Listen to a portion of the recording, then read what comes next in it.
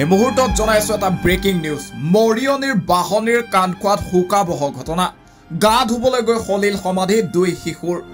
ঘৰৰ পুখুৰীত গা ধুই থাকোতে ডুব যায়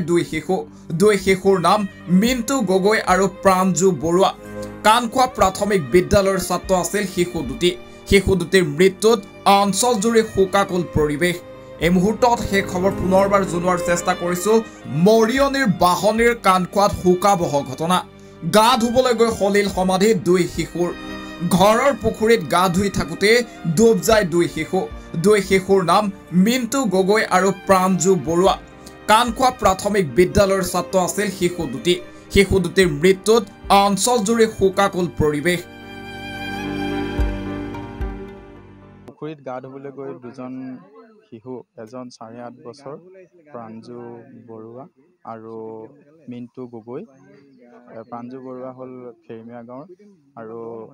মিন্টু গগৈ কাণখোৱা গাঁৱৰ দুজন একেলগতে আম খাই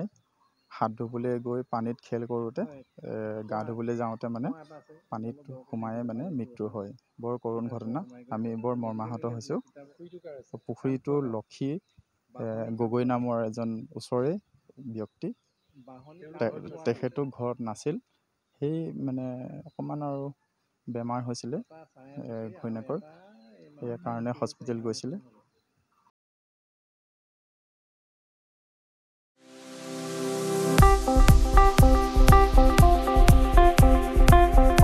আপোনাৰ ঘৰখন আৰু অফিচ চালে চকুৰুৱাকৈ সজাওক আজি আহক সকলো ধৰণৰ অত্যাধুনিক ফাৰ্নিচাৰৰ বাবে সিটি ফাৰ্নিচাৰ 6 মাইল গুৱাহাটী আমাৰ ঠিকনা 6 মাইল পাঞ্জাবাৰী ৰোড পুৰবিতাৰীৰ সন্মুখত গুৱাহাটী আমাৰ যোগাযোগ নম্বৰ 9435013969